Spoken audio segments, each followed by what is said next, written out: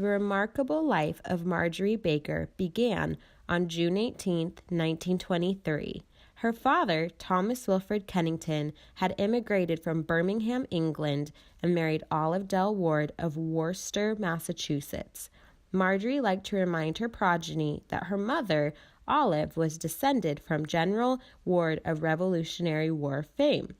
Thomas and Olive were serving as missionaries in Guilin, China, when Marjorie was born, the seventh of 8 children. Their tenure was cut short by civil unrest and warring factions within China. The family was evacuated just ahead of invading armies and moved to Portland, Oregon, when Marjorie was just 4 years old. The adventure of her life was on.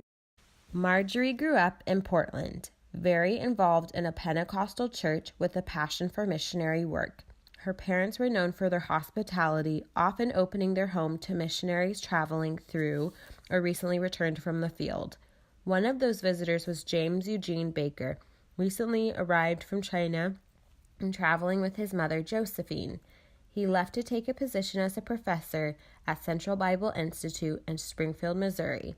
Marjorie must have fallen hard for the young man because she managed to persuade her parents to let her leave high school early and head to Springfield herself. In Springfield, she took a job caring for a retired missionary while she finished high school by correspondence and simultaneously took classes at, of course, CBI, where James was teaching. She was often accused of being the teacher's pet. James, an avid tennis player, took her to play tennis on their first date. She swung at the first ball, missed it completely, and fell flat on her face. He married her anyway on May 23, 1944. James and Marjorie were anxious to get to China, but the war kept them waiting. They spent 2 years studying language in Berkeley, California, until they were able to leave in 1946. Marjorie was 23. Officially appointed by the Assemblies of God, they were both finally headed back to the land of their births. Once in China, Marjorie was put on a military transport to Kunming, a wild and remote city in the far southwest corner of the country. She landed on February 23, 1946, and waited.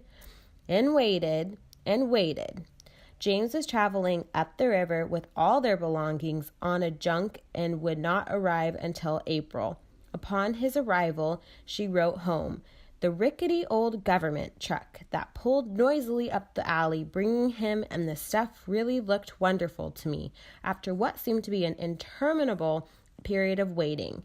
He was in the best of health, had just completed the best trip of his life, and declared that none of our belongings had been lost or damaged.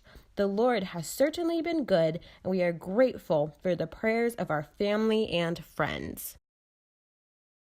Their first child, Roland, was born in October of 1947. Marjorie recalls the birthing room being crowded with onlookers, all curious to see if white women gave birth the same as Chinese women. The couple served alongside James' parents, Harold and Josephine Baker, until, for the second time in her life, war forced Marjorie to evacuate her home on short notice.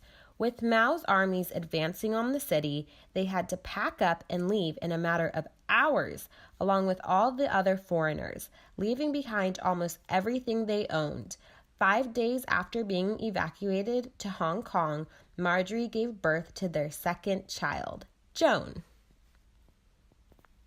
The Bakers would spend the next 3 years in Hong Kong living in Chengjiao while helped to found and run a new Bible college. In 1952, their third child, Marlene, was born.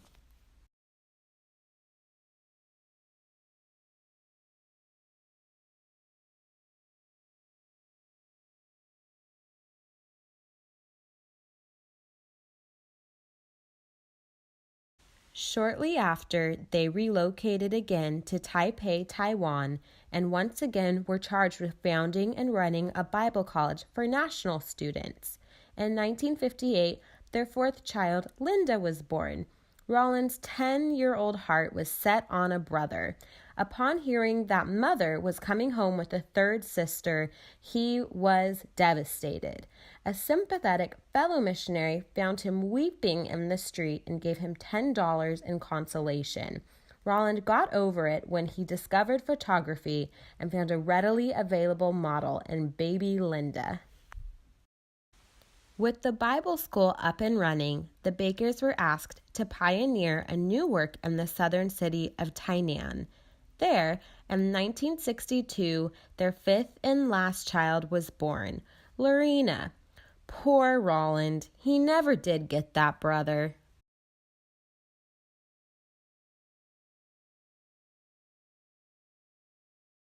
(1963) and time to move again. This time it was the project of packing up 5 children and heading across the Pacific. Their 1-year furlough was spent in Santa Cruz, California, where Marjorie was able to finish her bachelor's degree at Bethany Bible College, take care of her brood of 5, and spend weekends visiting churches all over the western United States with James, speaking and raising the support they needed to return to Taiwan.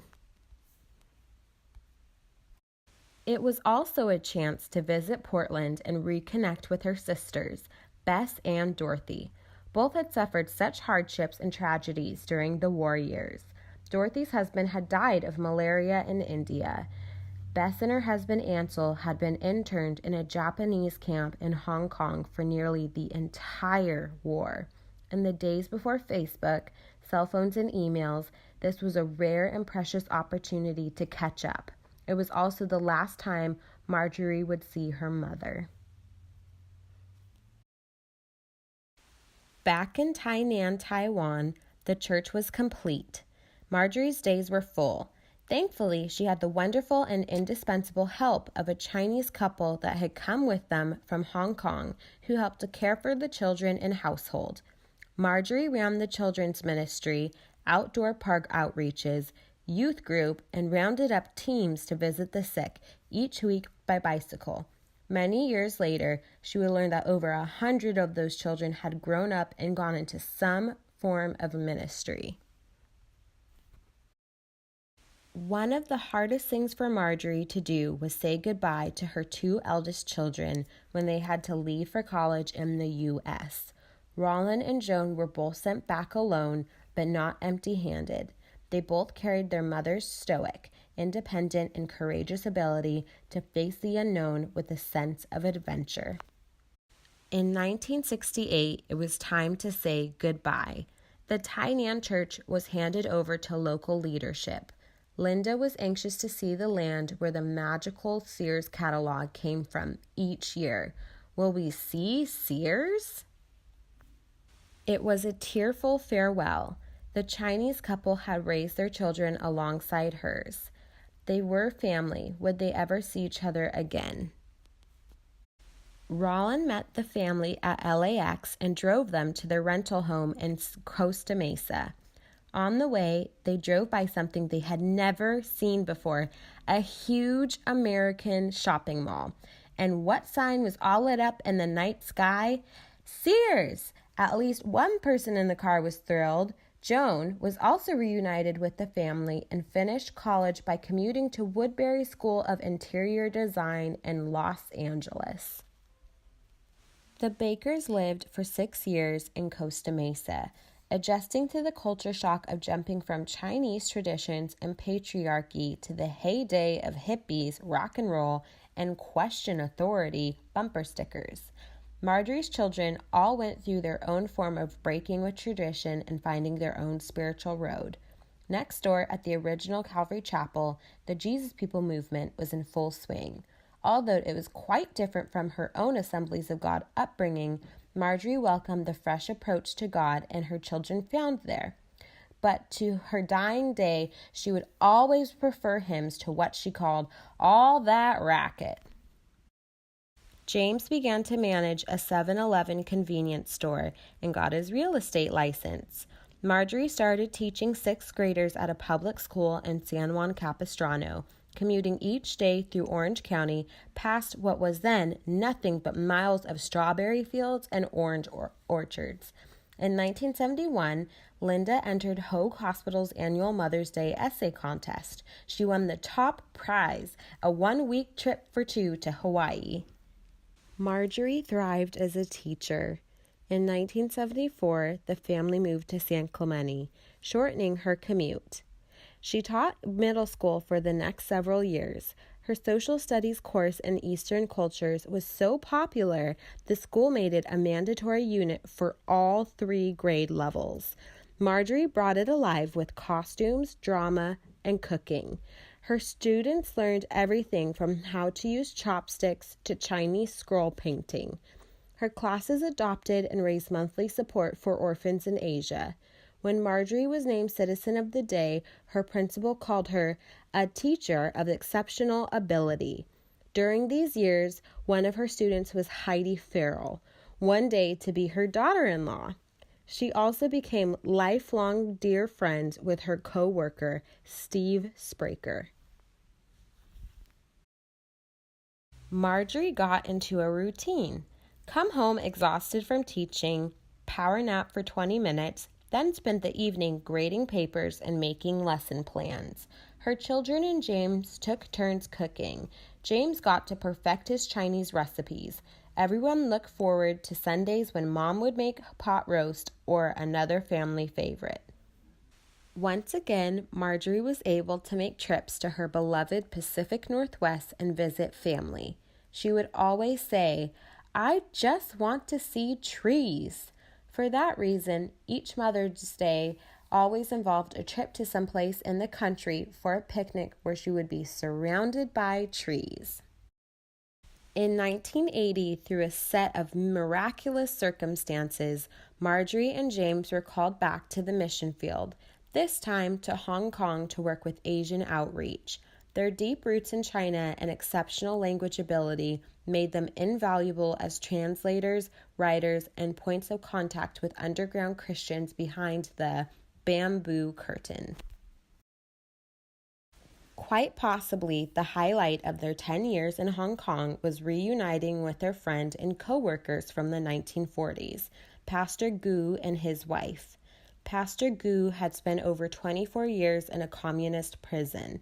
His wife and children were left destitute and outcast by a system that harshly penalized anyone related to a criminal. The suffering they experienced was unspeakable and only came out after many difficult and emotional visits. But now it was time to celebrate and rejoice.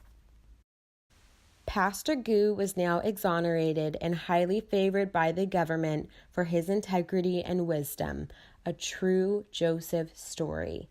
James and Marjorie spent much of the next few years helping him to fund and build a Bible school in Kunming for the many tribal minority groups that populate the mountains of southwest China.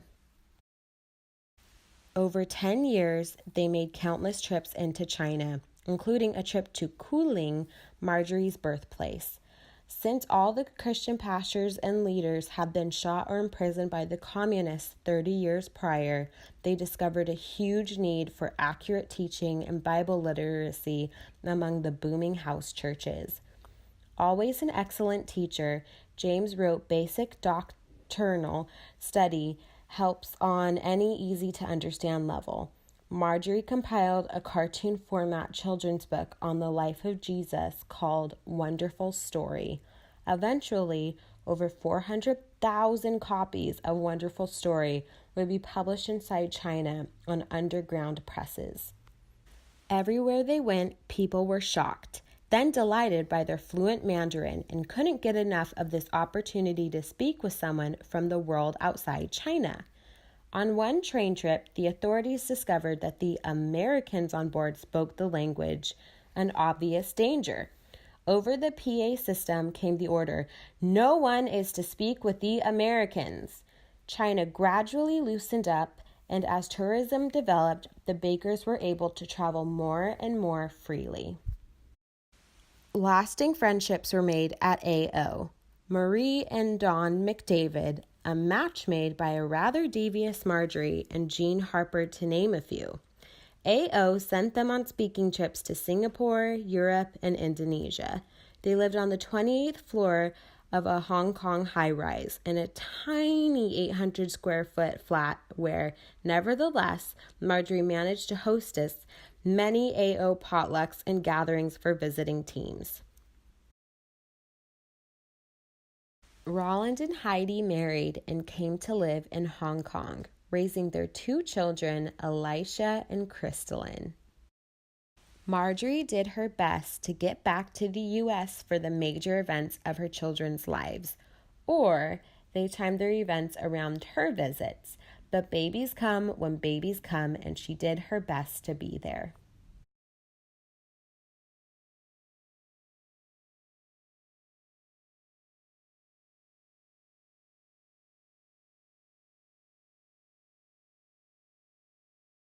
Working with Brenda and Charlie Forrest, Marjorie helped organize materials for smuggling into China, briefing the carriers called donkeys on how to best get through undetected. Her favorite projects were getting in a Braille Bible for the blind, a Braille punching machine, and large print Bibles in simplified Chinese script for the elderly. In 1981, Marjorie and Linda made a sentimental trip to Taiwan together. For the first time since '68, Linda was reunited with her old nanny, Asu, their beloved cook, Da Shefu, and their two sons who had been her childhood playmates. Da Shefu pulled out all of the stops and celebrated by making every one of their favorite dishes. Marjorie got to get some much-needed R&R at their old family vacation spots, Sun Moon Lake and Olanbi Beach at the southern tip of Taiwan. This note was found on a card written to James in 1984. To my sweetheart, congratulations on your 71st birthday. If your next 4 years are as active and eventful as these last 4, I will have a hard time keeping up, but it will be great fun trying. Love you very much, Marjorie. More grandchildren came, and Marjorie traveled home whenever possible. James and Marjorie both came and visited Marlene in Colorado.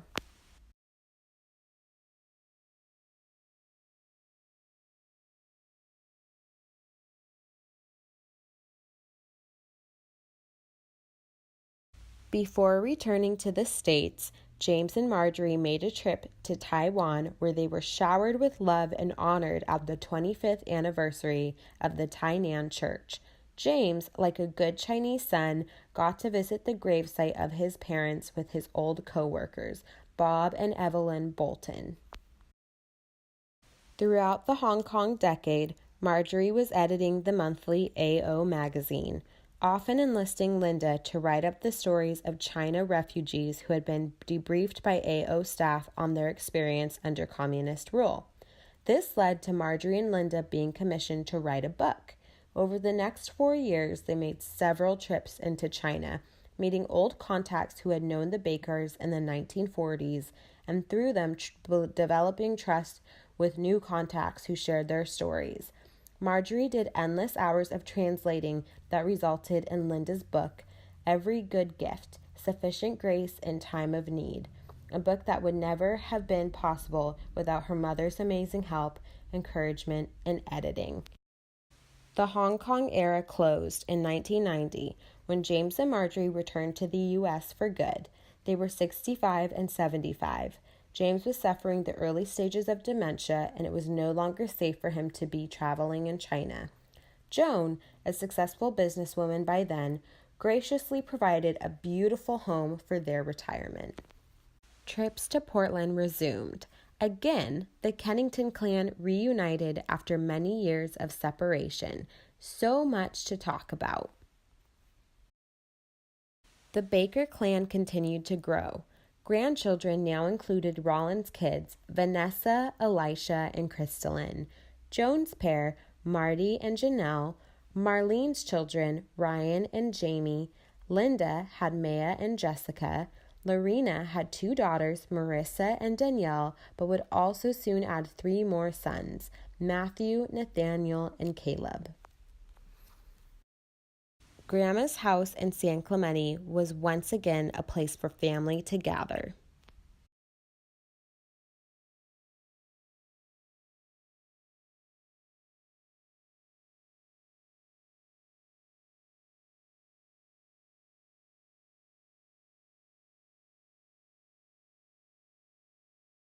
Vanessa delivered the first great-grandchild, baby Caleb. James' decline eventually made home care impossible and he was moved to assisted living.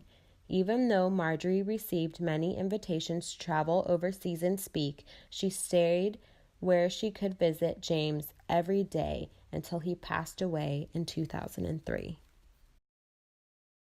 In December of 2004, Linda and her family moved north to Washington State.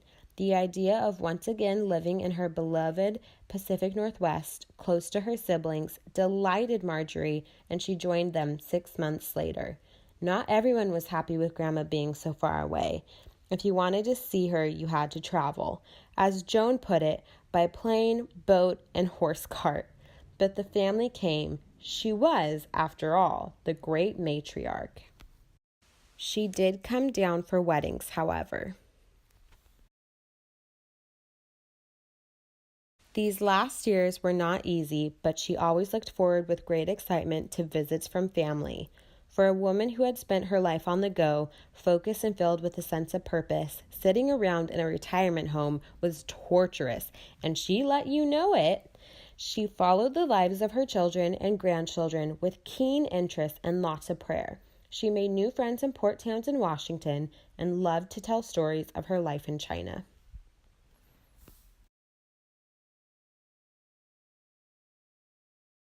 She never lost her sense of humor, even when walking was painfully difficult and slow. One day, she wanted to go out to a restaurant, but it was freezing cold and pouring rain. Linda protested, "Mom, you walk so slow that we'll be soaked getting from the car to the restaurant." Marjorie replied, "Well, I'll be a dash for it." Then she paused and thought about the absurdity of what she had just said. Suddenly, she chortled, "Yeah, right, I'd like to see that." On her 90th birthday, 4 generations of family celebrated the grand old lady of 90. Yes, 90. Uniquely decorated cupcakes, Chinese food, and face painting by Marlene. She outlived all her siblings, especially grieving the passing of her sister Elizabeth Nance, our Aunt Bess. After 9 years in Mozambique, Brian and Lorena felt led to come home and help with caring for Marjorie in her last years. Her 12 years with Linda came to a close as Joan came to help pack and drive her to Redding, California, taking her to visit her old friend from China days, Louise Grayson, on the way and for the last time. Marjorie's last 18 months were spent in Redding, surrounded by children, grandchildren, and great-grandchildren.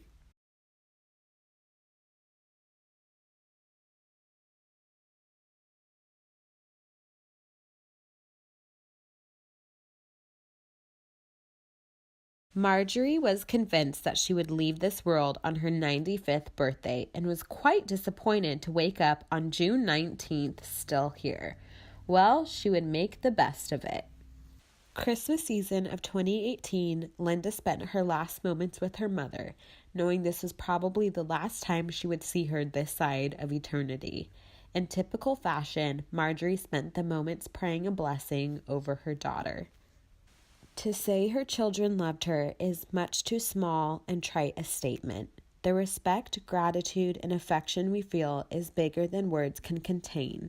She left a legacy of faithfulness, compassion, and unconditional love. She loved her Lord and lived a life driven by that love. She was smart, a capable leader, and determined when something needed to get done, setting an amazing example that was ahead of her time for women. She challenged everyone to live a life filled with intention and purpose greater than self.